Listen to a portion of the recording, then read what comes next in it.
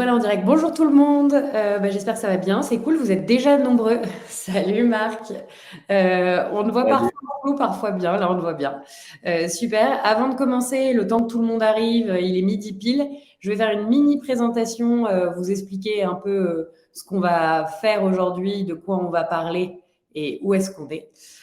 Donc, on est là pour parler de grosses, des expériences, du retour d'expérience aussi de Marc, qui est grosse manager depuis quelques mois chez Captain Data et qui pourra nous raconter un peu comment, avec des super expérimentations, il a réussi à réussir, enfin, il a réussi à augmenter, à augmenter son taux de réponse en outbound de manière très significative, qui est un truc que, honnêtement, notamment dans les business B2B et même en B2C, tout le monde cherche. Donc, hâte d'en savoir plus. Avant de commencer, moi, ce que j'aime bien savoir, et même pour Marc, ça sera plus agréable parce qu'il va se présenter après, c'est qui vous êtes. Qui vous êtes tous. N'hésitez pas à nous dire dans le chat un peu déjà bonjour, moi je suis un tel. Vous pouvez aussi nous dire ce qui vous intéresse. Est-ce que vous êtes là parce que vous êtes sales et que vous voulez acquérir des techniques de grosse, parce que vous êtes grosse et que vous voulez vous aussi augmenter votre reply rate et vous demander quelles peuvent être des bonnes expérimentations? Est-ce que vous êtes juste curieux? Est-ce que vous dites que vous voulez vous reconvertir? C'est toujours intéressant de savoir et comme ça, avec Marc, on pourra encore mieux orienter notre discussion. Donc, n'hésitez pas à vous présenter, c'est plus sympa. Puis, on va se mettre une petite règle tous ensemble au cours de cette conversation qui va être vraiment de vous poser vos questions et moi, j'interromps la conversation et je la pose si évidemment ça va dans le flow. Je laisserai Marc répondre jusqu'au bout. Mais le but, c'est que ce soit une conversation qui est pour vous, qui vous soit utile. Donc, vous n'hésitez pas une seconde. Et moi aussi, je vais me présenter. Je suis Annabelle, je suis la cofondatrice de Lyon, qui est l'école dans laquelle vous êtes aujourd'hui en ligne, en tout cas dans notre communauté. Je vois qu'il y a pas mal d'alumni qui sont connectés. C'est trop bien. Pour ceux qui ne connaissent pas et qui viennent pour la première fois, peut-être, Lyon, qu'est-ce que c'est? C'est l'école de l'ère entrepreneuriale. Qu'est-ce que ça veut dire? Ça veut dire qu'on va former tous les collaborateurs à détenir les outils, les méthodes, toutes les astuces et les manières de faire qui vont te permettre d'être tout le temps up-to-date, d'être à l'avant-garde. Comment on fait et comment on y arrive? Un peu comme dans cet événement, ce qu'on va faire, c'est qu'on n'a pas de prof en tant que tel, on n'a que des experts terrain, des personnes qui, comme Marc va faire aujourd'hui, viennent directement vous apprendre en vous faisant expérimenter, mais surtout en vous racontant aussi comment eux, ils ont fait, tout ce qu'ils se sont mis dans la tête, les fausses idées qu'ils ont dû combattre, ou en tout cas qu'ils ont découvert, les expérimentations pour que ce soit extrêmement concret et que vous puissiez vraiment repartir en ayant les bons outils, mais aussi en fait le bon état d'esprit. En fait, ouais, si j'essaie ça, si j'ai pas peur de faire ça, puisque je suis dans une communauté, j'y arrive. Et c'est vraiment ce qu'on fait dans nos formations chez Lyon.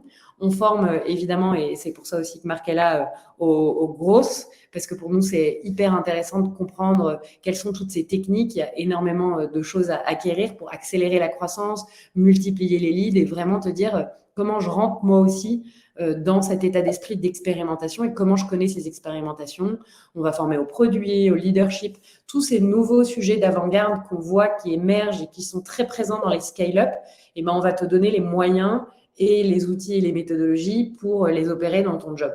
On forme évidemment aussi à la data, qui n'est pas très loin de la grosse. On pourra un peu parler de data, Marc, si tu en es d'accord, notamment avec Captain Data. Je suppose que c'est un sujet qui vous concerne beaucoup. Nos dates, mais ça, de toute façon, vous les retrouvez sur le site internet. Donc, pas de problème. Si vous avez des questions, si vous voulez me poser dans le chat, je vous répondrai. Ce qui est important aussi, c'est nos prochains rendez-vous. On fait plein d'événements chez Lyon. On essaie de nourrir tout le temps, on continue notre communauté. Typiquement, très souvent, ce qu'on fait, c'est qu'on interroge nos alumni. On leur dit, en ce moment, c'est quoi tes problématiques? Sur quoi t'aimerais qu'on parle?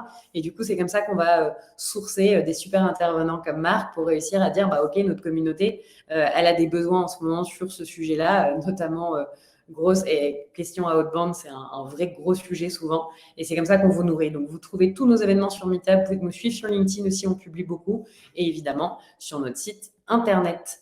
Alors, je vais vous laisser avec Marc. Enfin, je vais vous laisser, je vais évidemment animer la conversation et je suis ravie d'être là.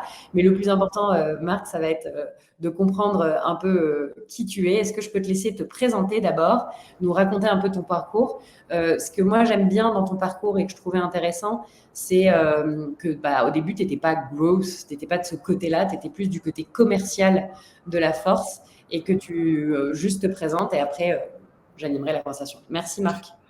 Yes, merci pour l'intro, Annabelle. Content de voir qu'on a pas mal de monde, je vois qu'on a pas mal de grosses. Petit disclaimer, je suis à la gare en ce moment, j'espère que vous n'aurez pas trop de bruit de fond. S'il y en a, dites-le moi, j'essaierai de faire mieux. Pour l'instant, c'est bon. Et écoute, génial. Donc présentation très rapide. Marc, j'habite à Paris, j'ai 30 ans. Ça fait 6 ans que je bosse dans les startups. Après une école de commerce, j'ai monté une startup dans l'industrie de la musique. J'ai travaillé dessus pendant 2 ans, passé par The Family.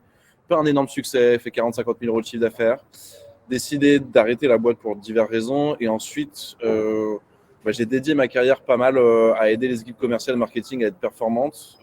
Post ma boîte, je suis allé chez Data Analyst, qui est un outil d'automatisation de la prospection, un peu comme Alamist. Donc là, j'ai fait un peu plus d'1 an là-bas en tant que sales. Moi, je me suis passionné par la vente. Donc j'ai beaucoup appris de par ma propre expérience, mais aussi lire des bouquins, des blogs, regarder des vidéos sur YouTube pour être plus performant.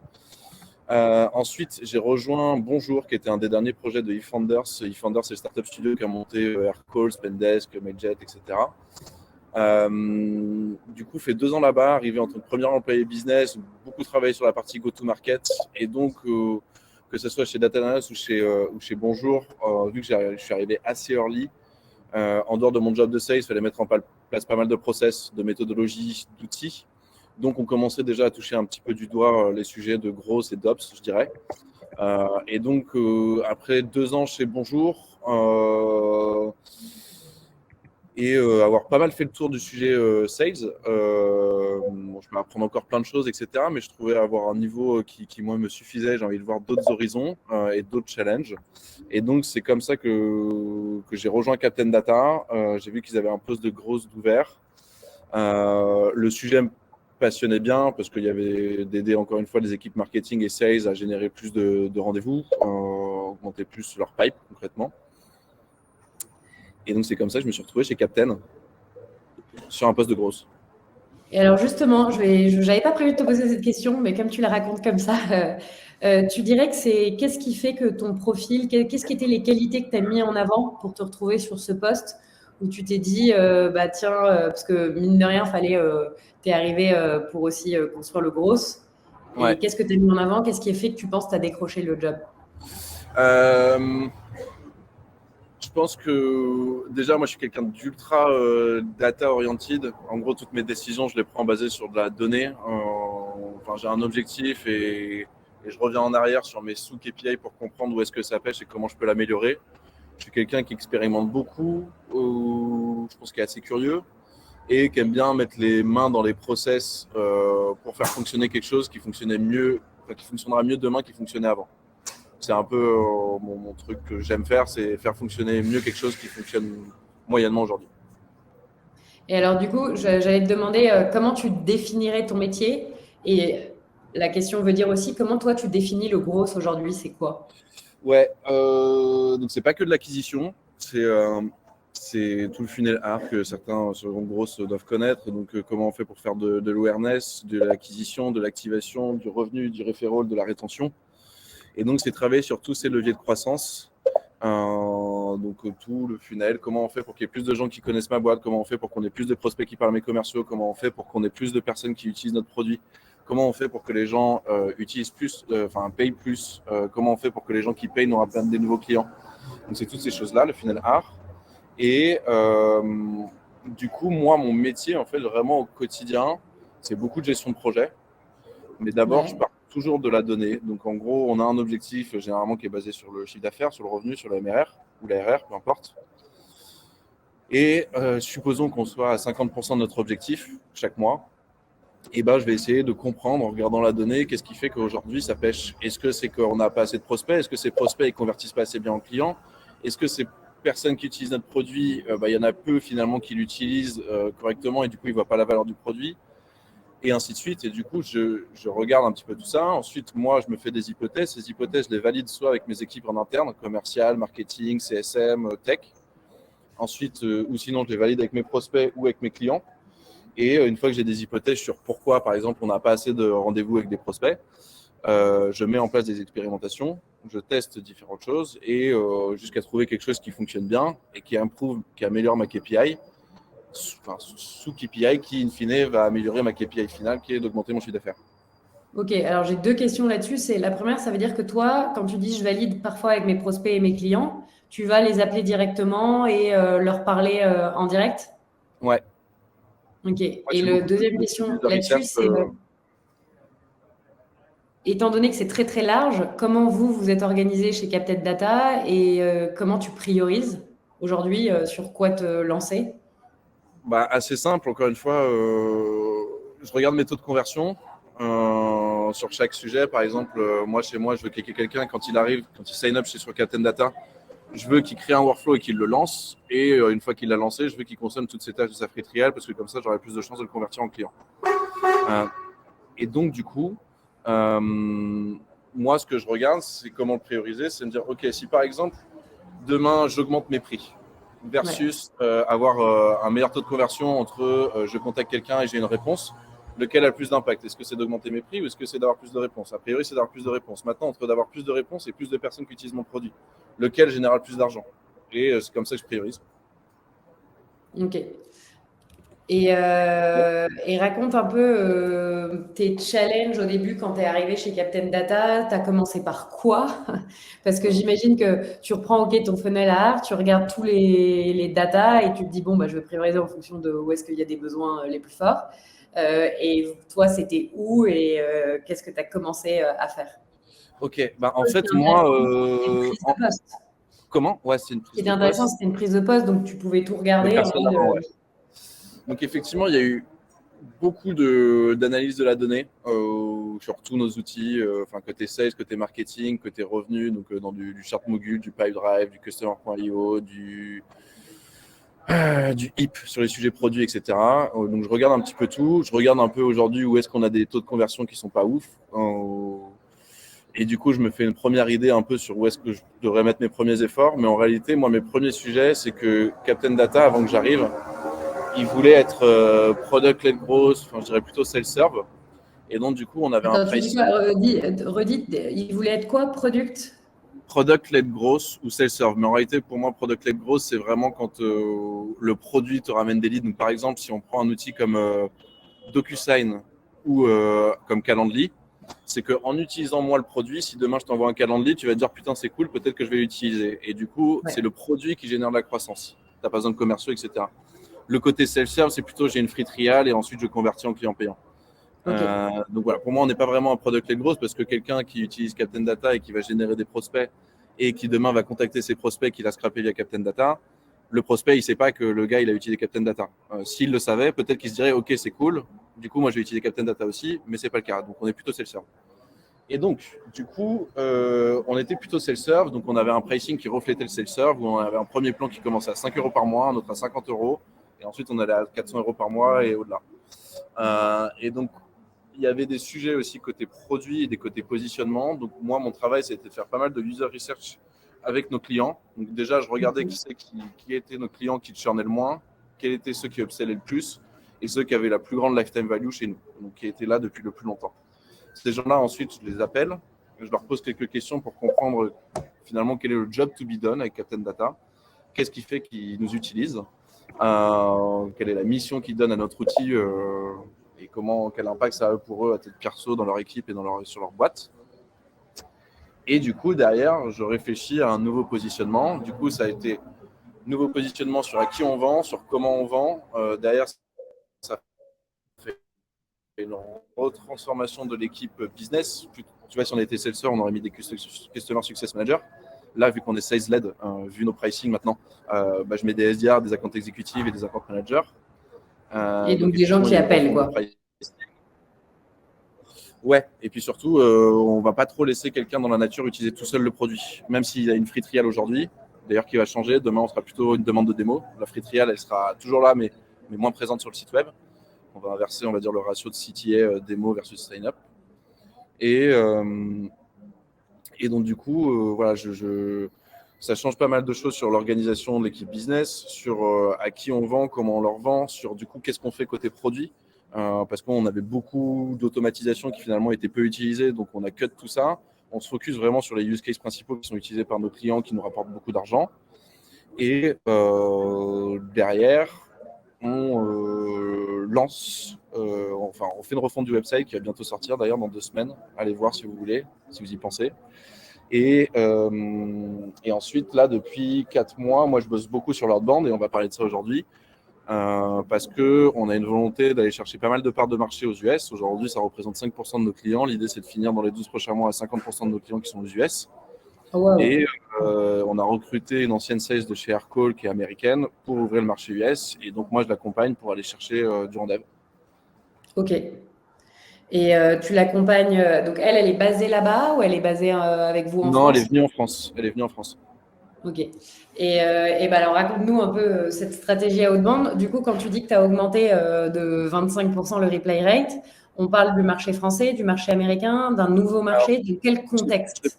je ne l'ai pas augmenté de 25%. On fait 25% de réponses sur nos séquences. Ok. Et donc, du coup, je l'ai augmenté de 1000% parce que j'ai commencé à 0%. Et que vraiment, les 2-3 premiers mois, ça a été très, très, très dur. Je ne sais pas, peut-être dans le chat, s'il y a des choses que vous aimeriez voir. Par exemple, je peux vous montrer le messaging que je fais sur l'Emlist qui ne marchait pas, le messaging qui marche. Ouais, Si vous moi voulez voir j'aimerais les bien que tu montres. intégromat, Au-delà etc., du chat, je n'hésitez trouverais pas à ça me dire. intéressant que tu nous montres des exemples de messaging. L'avant-l'après, c'est trop bien. Et Thomas dit yes carrément. Ok, et ben regardons. En fait, moi, du coup, je considère que l'outbound d'aujourd'hui, c'est pas possible de commencer un email d'outbound sans commencer par j'ai vu, j'ai entendu ou j'ai lu. Et donc, ça veut dire qu'il faut bosser avec des intents. Des intents, tu peux en avoir plein. J'ai vu que vous étiez en train de recruter, j'ai vu que vous faisiez une levée de fonds, j'ai vu que vous étiez passé sur mon profil LinkedIn, j'ai vu que vous étiez ami avec telle personne sur LinkedIn, l'intent que vous voulez. Et donc, du coup, je vais partager mon écran. Moi, j'ai beaucoup bossé là-dessus au début. Vous voyez mon écran, c'est bon? Ouais, ça y est. Du coup, par exemple, je faisais en sorte. Donc, nous, aujourd'hui, notre persona, c'est plutôt les sales ops et les grosses. Potentiellement les head of bizdev ou les CEO. Voilà. Ouais. Et donc, ça, c'était en juin, je crois, en juin, juillet, où on voit mon taux de réponse. Celui-ci, ça va. Mais en réalité, c'est le seul où ça allait. Et derrière, pour moi, un intéressé, ça, j'ai une petite automatisation. À partir du moment où sur ces réponses, mes sales book un meeting dans PyDrive, ça le met en tant qu'intéressé. Donc là, je fais 1% de conversion entre me contacter et rendez-vous, pas ouf. Et donc le messaging, il ressemblait à salut, j'ai vu que tu venais de rejoindre la boîte il y a tant de mois en tant que sales ops. Congratulations. Je me demandais si c'était le job de tes sales de sourcer et d'engager les leads ou si c'est quelque chose que tu avais automatisé.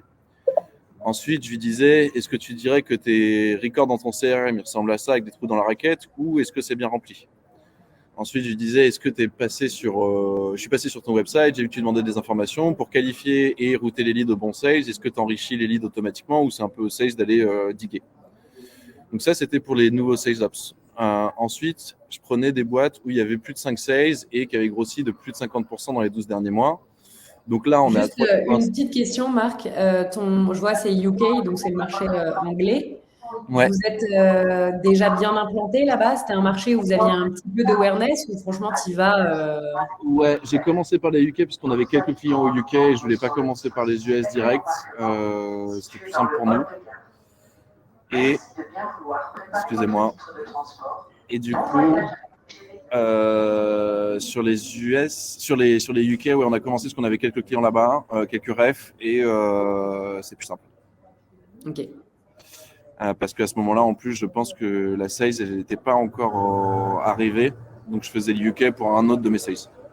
Ok, d'accord. Non, mais très clair. Quand on voit le contexte de la haute bande, quoi. Est-ce que c'est défricher un Ouais. territoire où vous êtes nulle part ou Donc là, pareil, en fait, tout le message derrière, il était généralement assez similaire. Mais là, je lui disais, bon voilà,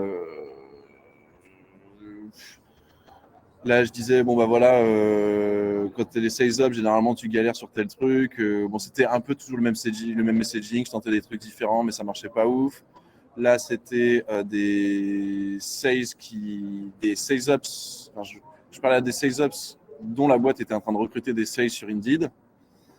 Donc pareil, c'était à chier, je crois. Bon, à 10% de réponse, mais j'avais contacté 30 personnes. Ça, c'était en France sur des boîtes qui venaient de faire une série A. J'avais fait 5% de réponse. Ça, c'était pas ouf, pas ouf, pas ouf. Et ensuite, ce qui a commencé à vraiment bien marcher pour nous, c'est tout con. Enfin, on a 3 trucs qui fonctionnent bien pour nous. Un qui est peut-être difficile à répliquer. Le truc qui fonctionne vraiment le mieux pour moi, mais on ne va pas parler de ça aujourd'hui, c'est au fur et à mesure du temps, moi je me suis créé un réseau, notamment un réseau de grosses et d'apps. Et donc du coup, je les contacte en disant salut, viens, on échange sur des bonnes pratiques. Et donc là, on peut voir que sur 160 personnes, j'ai 169 réponses et il y en a 45 qui ont fini en meeting. Donc ça marche très bien, mais c'est pas forcément réplicable tout le temps. Donc là, le messaging, il était méga simple. C'est dis-moi en ce moment, j'essaie d'échanger chaque semaine avec d'autres grosses pour partager les bonnes pratiques. Est-ce que tu es ouvert? J'ai découvert des strates d'acquisition qui marchent de ouf sur la bande. Let me know si tu veux qu'on en parle. Donc, très simple, ça marche très bien. Pas forcément réplicable tout le temps. Maintenant, les deux trucs, notamment le truc qui fonctionne mieux pour nous, c'est aujourd'hui sur LinkedIn, on a beaucoup de monde, notamment dans le monde du sales, qui font des posts autour de la sales, de la prospection, de la data, d'augmenter ses taux de réponse, de faire une bonne accroche d'email, blablabla. Et donc en fait, nous, là, moi, je vais m'appuyer là-dessus. Que je prenne le bon. Je vais prendre celui où il y a un peu plus de monde pour que ce soit plus relevant. Donc là, par exemple, c'était un post d'Elric. On va aller le voir, le post. Je ne l'ai plus là. Il doit être quelque part par là. Du coup, bougez pas. Donc là, en fait, moi, ma stratégie, elle est méga simple et je pense que c'est assez réplicable pour beaucoup d'entre vous, sauf si votre cible, elle n'est pas du tout présente sur LinkedIn. Une petite méthodologie, c'est regarder l'un de vos prospects, aller voir, avant qu'on regarde ça, allez voir par exemple l'un de vos prospects, supposons que l'un de mes prospects, ce soit Jérémy Gualot. Je vais aller là, je vais regarder un petit peu du coup ses activités et je vais aller chercher des gens que lui, il a l'habitude de liker et notamment des gens qui font beaucoup de likes. Alors, c'est pas trop le cas pour l'instant. Mais supposons qu'il y a un moment, il like un truc ou c'est un créateur qui fait 300 likes, 400 likes à chaque fois. Je me dis, donc par exemple, lui, cool, ok. Et du coup, je vais aller voir les posts d'Alfie. Je me dis, si Jérémy, il aime ces trucs-là, il y a de grandes chances qu'il y a d'autres personnes qui ressemblent à Jérémy qui aiment ces posts-là. Et du coup, je vais aller, par exemple, scraper les gens qui ont liké les derniers posts d'Alfie. Par exemple, celui-ci où il y a 271 personnes qui ont aimé. Si c'est relevant avec ce que je vends ou pas. Donc, là, en l'occurrence, Elric, lui, il parle du fait qu'il utilise 7 tips sur LinkedIn pour améliorer ses résultats, dont un qui est de contacter les gens qui ont changé de job dans les moins 90 derniers jours, et je crois qu'il y en avait un autre. Et donc, du coup, moi, j'ai scrappé toutes ces personnes, donc il y en avait 327. Après, j'ai un petit flow intégromat pour aller filtrer uniquement ceux qui matchent mon ICP. Donc grosse ops sales, et je leur dis salut, j'ai vu que tu avais liké le post de Elric sur les sales 9 tips. Les changements de job et les nouvelles positions, c'est des super intent pour améliorer ses replay rates. Un autre qui fonctionne bien, plus de 25%, c'est les gens qui ont liké un post LinkedIn, comme je suis en train de le faire avec Captain Data. Est-ce que tu as intérêt d'en savoir plus? Et ensuite, je disais, est-ce que ça t'intéresse que je te montre comment ça fonctionne? Voici mes résultats de septembre. Donc mes résultats de septembre, où est-ce que je suis? Ils sont là. Donc déjà, je vous montre les résultats de cette séquence. Donc là, on était à 14% de réponses. Mais du coup, dans la grande majorité, j'ai fait que des posts, que ça en septembre. Et en octobre, je continue de le faire. Et donc en septembre, LinkedIn, ça marche 3 fois mieux voire 4 fois mieux que l'email. Maintenant. Quand tu dis LinkedIn marche 4 fois mieux que l'email, ça veut dire de rebondir sur un post LinkedIn marche 4 fois mieux? D'engager les gens sur LinkedIn plutôt que par email, on fait 4 fois plus de réponses. Mais par contre, alors je ne sais plus le calcul en tête, mais je crois que les gens, ils sont plus enclins à répondre sur LinkedIn que par email, parce que par email, quand tu commences à répondre, tu sais que tu t'engages un peu. LinkedIn, c'est plutôt conversationnel, c'est un chat. Donc, tu as plus de personnes qui répondent, mais il y en a moins qui vont potentiellement convertir en rendez-vous. Tu vas avoir plus de réponses en mode ouais, cool, intéressant, mais pas mon sujet en ce moment. Versus là, les gens qui vont répondre, c'est généralement qui sont plutôt intéressés. Donc, ton taux de conversion entre réponse et rendez-vous, il sera plus élevé. Là, on fait 6%, alors que là, on va plutôt faire 15%. Donc ça, c'était en septembre et en octobre. Donc j'avais dit plus 25% de réponses, j'ai un peu menti. J'ai certaines séquences qui font plus de 25%, mais là, sur l'ensemble, vous voyez, sur toutes ces personnes, on est à 24% et on est à 8% sur l'email. Ça fait quand même 65% de réponses. Là, on a cherché 35 meetings sur le mois d'octobre. Le mois d'octobre n'est pas fini. À côté de ça, nous, on a l'inbound. Donc là, on est clairement au-dessus de nous, notre côté, en tout cas de nos objectifs, pour qu'ensuite les sales ils aillent chercher suffisamment de clients. Donc ça, c'est une stratégie qui fonctionne bien. Une autre qui fonctionne très bien, pour conclure, c'est moi, ce que je fais, je suis en train de le scaler justement en utilisant Captain Data et Make. C'est que, surtout si vous avez des personnes dans votre équipe ou vous-même qui faites des posts sur LinkedIn, généralement, ces posts, en dehors de se transformer en like et en comment, ils se transforment en personnes qui vont voir votre profil LinkedIn. Et donc, moi, en fait, là, j'ai un scrapper Captain Data qui, chaque jour, va récupérer ces personnes qui ont liké, qui sont allées voir mon profil, pardon. Ensuite, je vais filtrer pour prendre ceux qui matchent mon ICP. Donc là, par exemple, un gros, un sales, pourquoi pas, international gros, un RevOps, voilà. Et donc, eux, je vais les récupérer et ensuite, je leur envoie un petit message qui est, par exemple, salut Arthur, j'ai vu que tu es passé voir mon profil LinkedIn. Celui-ci, juste ça, méga simple. Ça engage une conversation. Généralement, on va me dire, ouais, parce que j'ai vu que tu étais passé voir mon profil ou parce que telle raison, X raison, Y raison. Et on commence une conversation et généralement, sur 100 personnes contactées, il y en a 13 qui finissent en rendez-vous. Wow. Et après, on a des bons taux de conversion, enfin des taux de conversion tradis. Peut-être en termes de benchmark, sachez-le, généralement, entre un premier rendez-vous et un client dans le B2B, il faut aller chercher entre 19% et 20% de win rate. Donc, sur 5 premiers rendez-vous, vous devez avoir un client. Nous, c'est à peu près ce qu'on a. Sur certains trucs, on a plus. Et attends, juste, quand tu les contactes, tu scrapes, tu les contactes sur LinkedIn ou tu les contactes par email en disant j'ai vu que tu as été voir mon profil LinkedIn? LinkedIn. Ok.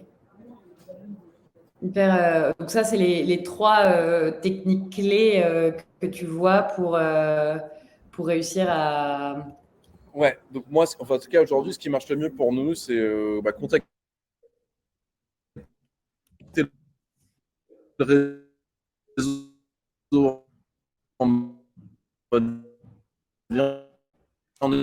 Attends, Marc, tu captes plus très bien. On entend contacter le réseau. Alors, le temps qu'ils se remettent à capter, parce que moi, j'ai pris des petites notes. Pour moi, dans les trois trucs qui marchent bien… Allô? Ouais, c'est mieux, non?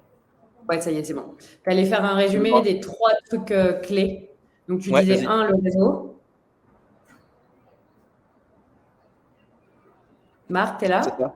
Ouais, pardon. Ah, ok, tu voulais que je poursuive. Le réseau. Ouais. Deux, d'engager des gens qui ont liké un post dont le post a un sujet relatif à ce que vous vendez.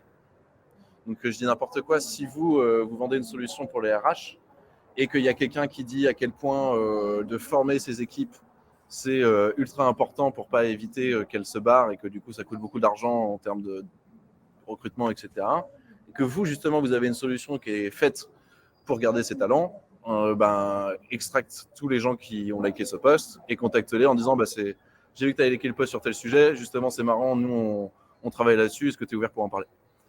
Et bon, après vous pouvez l'imaginer pour chacun de vos use cases. Maintenant on est d'accord, si vous avez une cible, je sais pas, les médecins, je suis pas sûr qu'ils vont liker beaucoup de choses sur LinkedIn, ça risque d'être plus compliqué. Non. Mais pourquoi pas, peut-être qu'il y en a, je sais pas. Et donc voilà, donc ça c'est le deuxième. Donc le réseau, les gens qui ont liké un post et les gens qui visitent votre profil sur LinkedIn. C'est ce qui marche le mieux pour nous. Peut-être pas pour vous, mais c'est ce qui marche pour nous. Et là, tu fais exactement ça pour le marché américain aussi? Ou vous avez un peu une autre stratégie? Ouais, non, là, tout ce que je fais maintenant, c'est sur les US. Tout ce qu'on a vu, là, les résultats d'octobre, c'est sur les US. Et la stack d'outils que tu vas utiliser, ça va être LinkedIn, Lemlist. Alors du coup, d'abord, je commence par LinkedIn pour trouver les posts, etc. Captain Data pour extract. Donc Captain Data, par exemple, juste pour vous montrer 2 secondes, mon flow, par exemple, des gens qui ont liké un post. Est-ce que je change?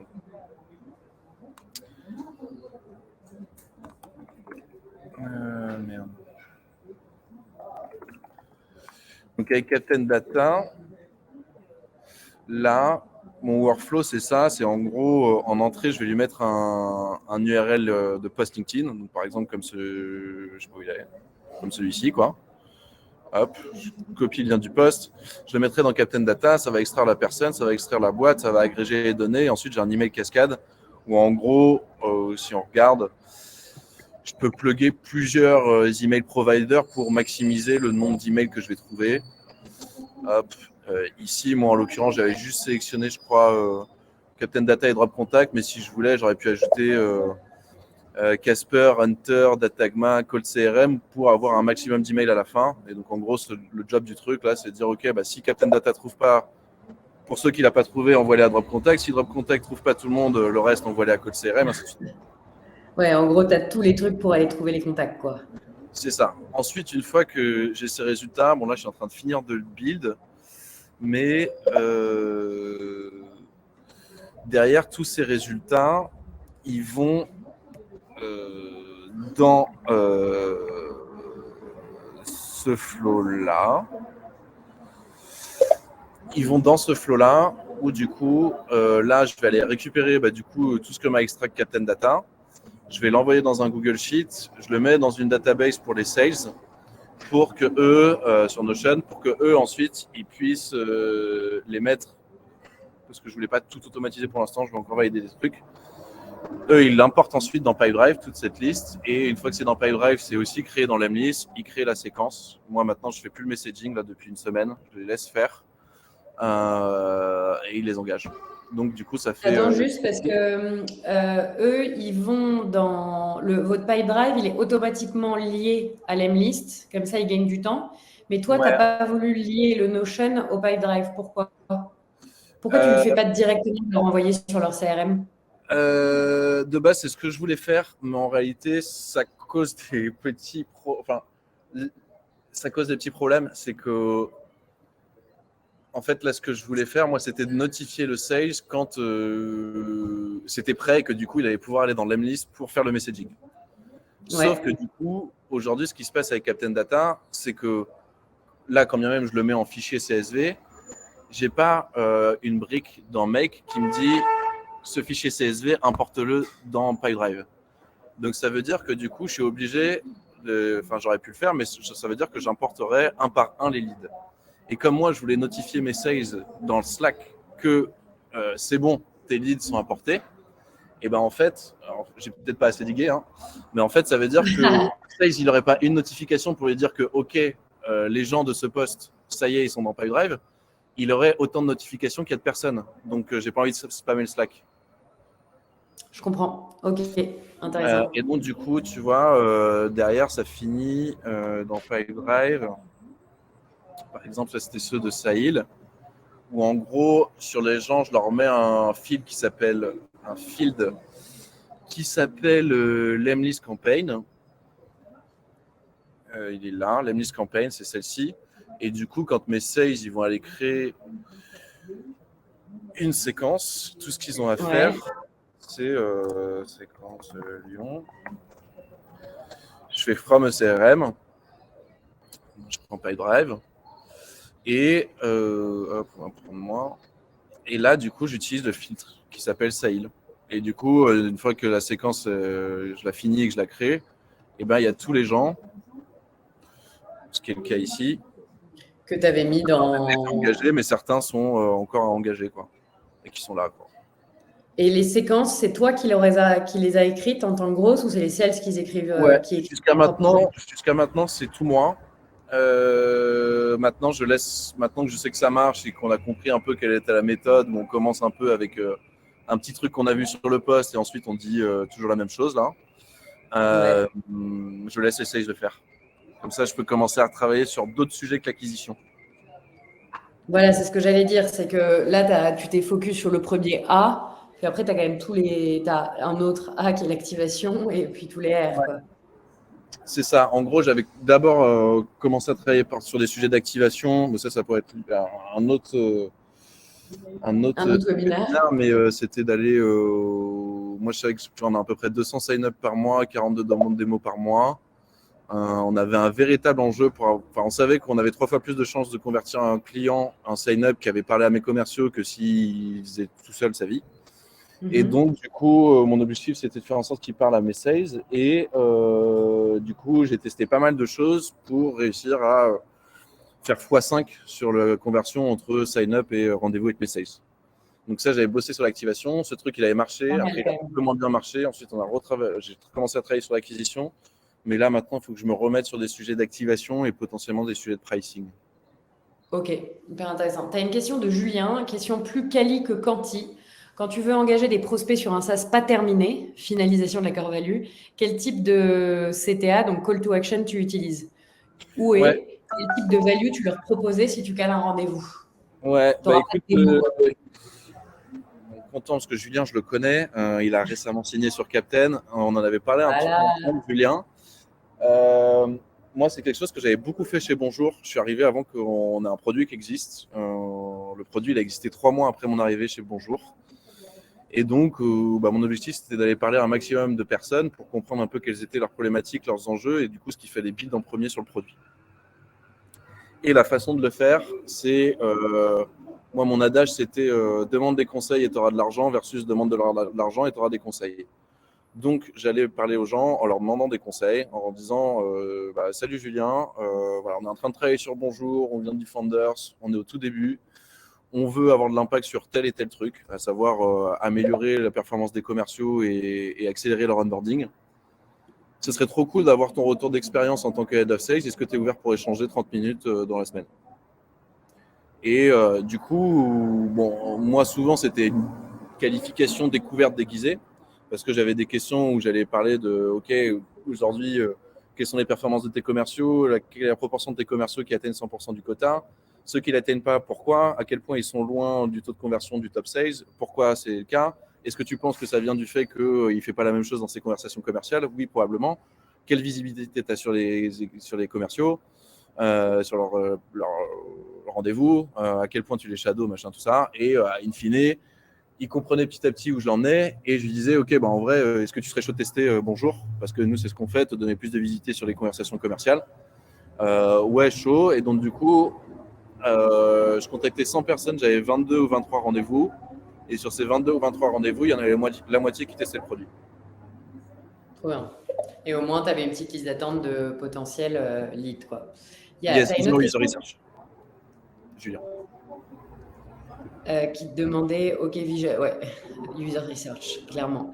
Tu as une question de Yann qui dit, quand tu fais des tests pour l'amélioration de tes taux de conversion, tu fais ça sur combien de temps pour que ce soit bien représentatif? Ouais, généralement, moi, mes expériments durent entre 2 et 3 semaines. Et il faut au moins que j'ai plus de 100 personnes contactées pour que ce soit représentatif. Entre 2 et 3 semaines. Ouais, de toute façon, et tu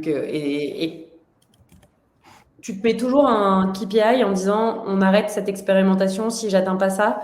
Comment tu... Ouais. En gros, alors là, je vais me faire taper sur les doigts s'il y a des gens de Captain, mais je suis peut-être pas au propre. Mais sur tous mes trucs là, la façon dont je fonctionne. Donc si on prend prenons celles qui ont été un succès. Où en gros, moi je dis que j'ai une audience. Sur cette audience, je me mets un goal de taux de réponse. Sur ce taux de réponse, je me mets un goal de lead. Ensuite, je mets mon panier moyen, je mets quel est le potentiel de pipeline que ça va me générer et je mets mon taux de conversion de lead à client. Et je me dis quel est le potentiel de revenu que ça peut faire. Donc ça, c'est mon hypothèse, c'est ce que je vais réussir à faire. Et ensuite, je regarde quels ont été mes vrais résultats, à la fois en termes de taux de réponse, de lead, et forcément, ça prend un peu plus de temps parce qu'il y a un cycle de vente pour savoir quelle est la proportion qui est convertie en client. Clairement, je préfère une séquence qui convertit un peu moins bien en termes de rendez-vous, mais tous ces rendez-vous finissent en client que une qui me fait plein de rendez-vous, mais qu'il n'y en a que 10% qui finissent en client. Donc, il faut vraiment aller jusqu'au bout du funnel. Et même, on pourrait aller encore plus loin pour voir si ces gens-là, derrière, ils upsell ou ils churn. Et c'est là où c'est le rôle du gros de faire tout le funnel art et pas juste des sujets d'acquisition. Ouais, mais c'est là où typiquement, tu as besoin de temps. C'est là où j'aurais besoin de temps. Mais en tout cas, moi, ce que je veux les valider au début, c'est est-ce que je peux avoir des bons taux de réponse et emmener des leads à mes sales. déjà, je vais valider ça. Et une fois que j'ai trouvé ça, je le scale. Et ensuite, on fera d'autres apprentissages. Si on dit, OK, on ne les convertit pas, on ira creuser pourquoi et on itérera sur qui on cible, le messaging. Sur la conversion, quoi. Ok, Et super intéressant. donc voilà, en fait, c'est ce que je fais. C'est je me dis, j'ai ce truc-là. Au bout de 2-3 semaines, je crois que je me mets une date, je ne sais pas où elle est. L'experiment date, voilà, je dis que c'est de telle date à telle date.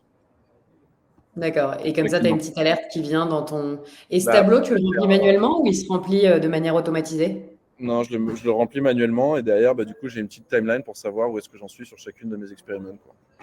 Ok, comme ça, tu peux voir concrètement. Trop bien. Il y a une question de Sénat. Est-ce que Captain Data est une alternative à N8N, je ne sais pas comment on le dit, et Zapier ou c'est un peu différent? Je te réponds dans 2 secondes. Un petit embarquement. Il a déjà dit non et effectivement, c'est pas tout à fait la même chose. Zapier te permet de connecter des outils et je pense que Captain Data, c'est beaucoup plus extraire la donnée. Ouais, non, effectivement, nous, notre travail, il faut plutôt nous voir comme un concurrent de Phantom Buster. Mais les principaux avantages, c'est que tu n'auras plus trop à te faire chier avec des spreadsheets, de les passer d'un outil à un autre, parce qu'en fait, tu peux créer des workflows où tu te dis, OK, je pars de mon input, une recherche SalesNav, une recherche Google Maps, une recherche Doctolib, des post-likers, des gens qui ont visité un profil LinkedIn.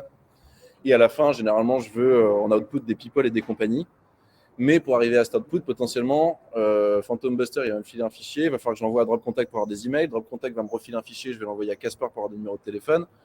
Casper va me refiler un fichier, il faut que je le renvoie à un autre outil. Et ensuite, à la fin, j'aurai mon truc. Et donc ça n'existe plus avec Captain Data parce qu'il faut le voir un peu comme un Zapier de la lead gen. Tu commences avec ton input, tu plugs tous tes outils que tu utilises. Et à la fin, tu as ton output que tu veux, tes people, tes compagnies, dans les outils que tu veux, soit un CSV, soit ton CRM, soit ton outil d'engagement. La grosse machine, la liste, blablabla. Trop bien. Et du coup, petite question, bon, il y a Julien qui est en train d'en poser une, mais qui m'intéresserait, c'est comment toi tu fais, si on réfléchit à, OK, tu as toujours besoin de grosses dans ton équipe, de choses comme ça, qu'est-ce que tu regarderais, qu'est-ce que tu recherches chez une grosse qui te rejoindrait? Qu'est-ce que tu vas regarder? Et pour toi, un peu, ce que je vois là dans les qualités qu'il faut avoir, c'est en fait être extrêmement porté data, toujours tout mesurer, te fixer des seuils et être hyper dans le côté je sais abandonner une expérimentation en cours, quoi.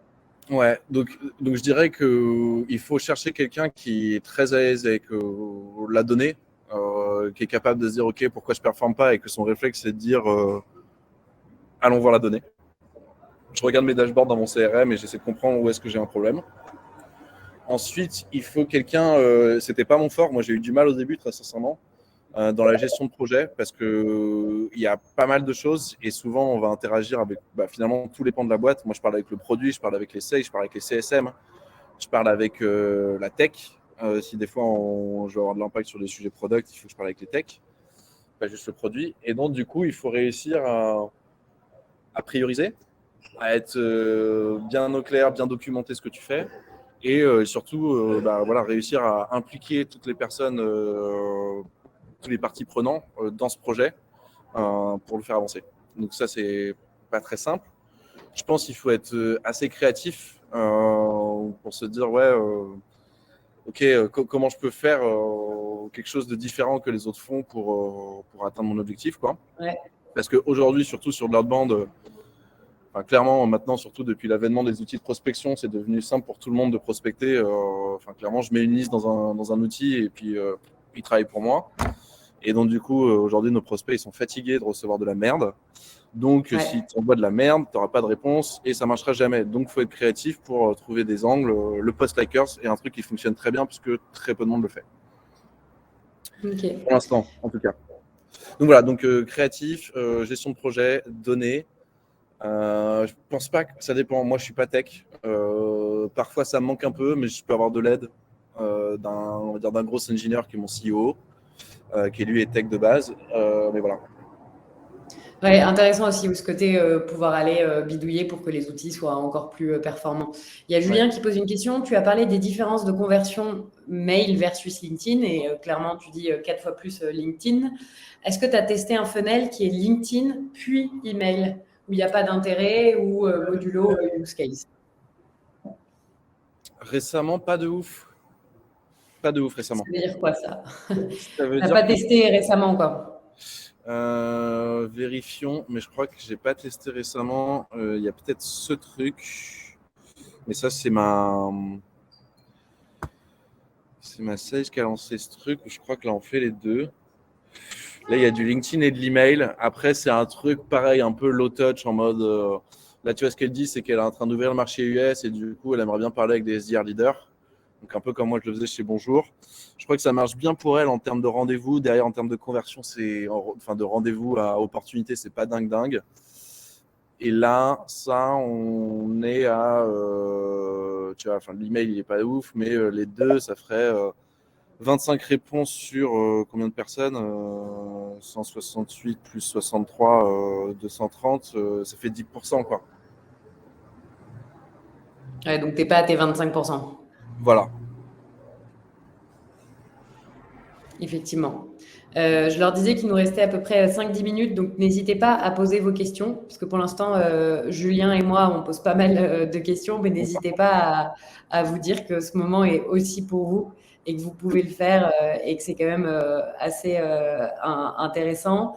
Comment Attends, tu petite vas... dernière, on a perdu que 4 personnes depuis le début, c'est extraordinaire. Pas mal, surtout que franchement, c'est l'heure du déj et que les gens souvent hyper déj. Et tous ceux qui Merci sont partis m'ont dit merci, c'est gentil. est-ce qu'il y aura un replay? Donc, c'est bien. Non, petite question, comment tu vas? Là, tu te dis, bah, OK, on a vu l'acquisition, je vais me mettre à l'activation. Qu'est-ce que du coup tu vas faire au début? Tu vas refaire de la user research, tu vas aller regarder quoi? Et qu'est-ce que tu voudras tester? Non, je sais que moi je sais, enfin donc là j'ai des trucs dans, allez, je vous dévoile les dessous de Captain. Je pense que les gens ne montrent pas assez les choses et ça manque.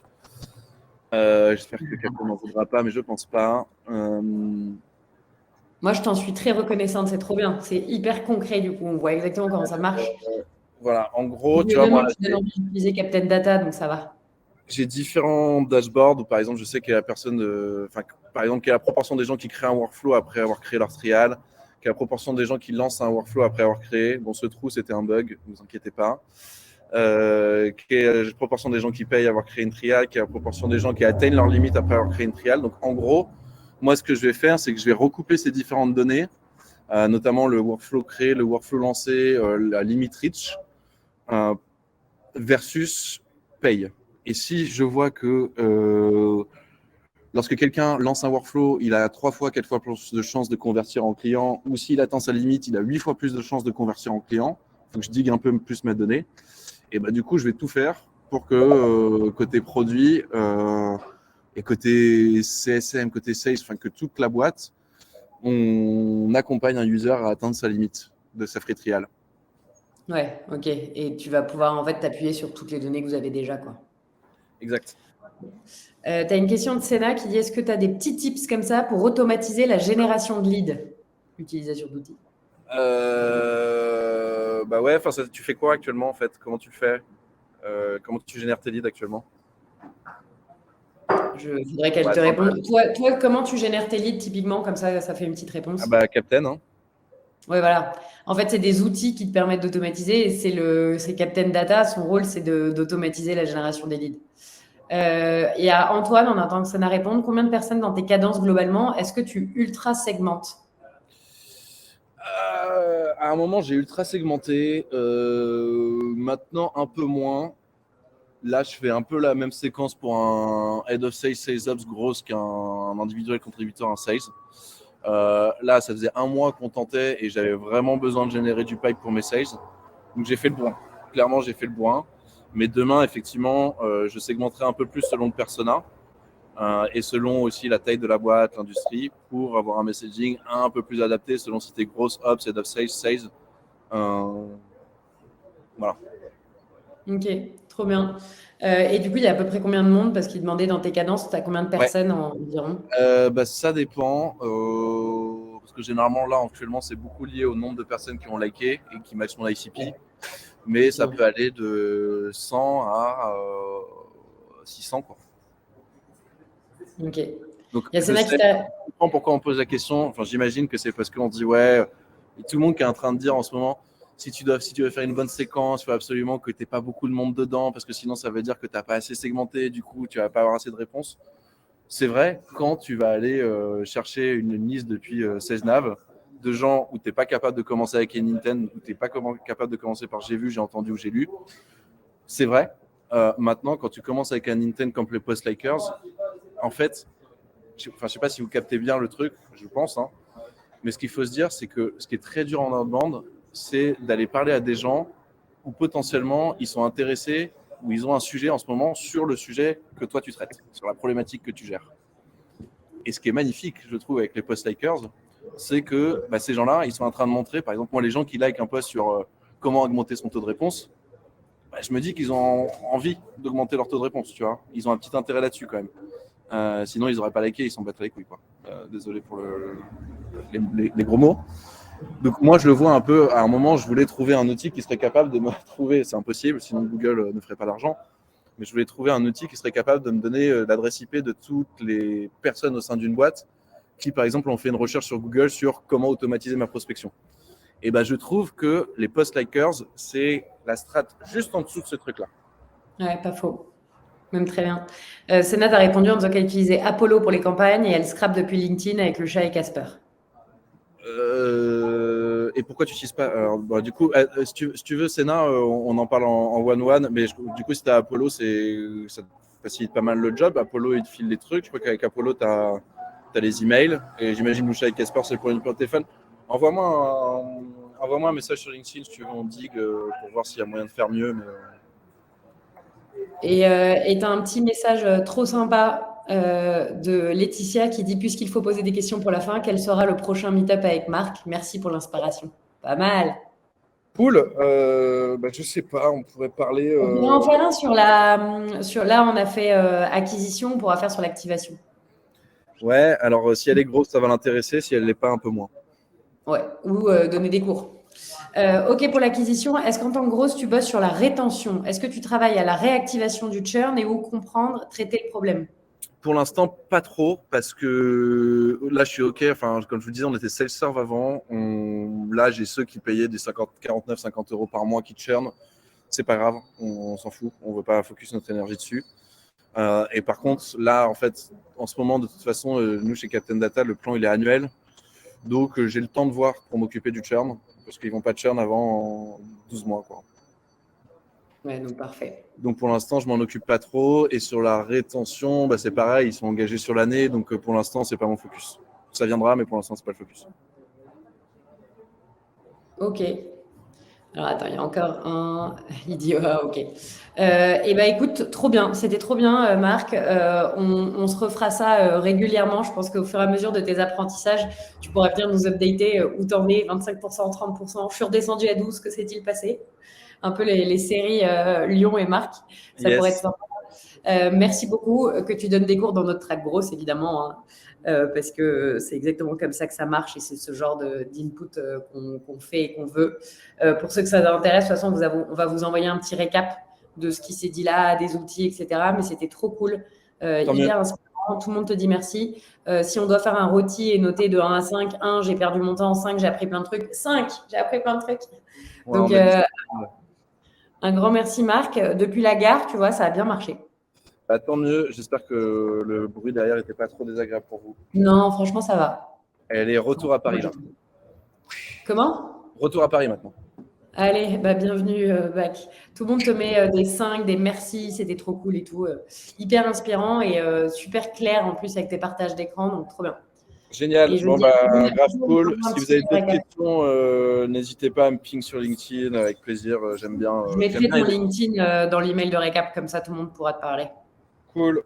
À plus. Merci. Salut. Ciao.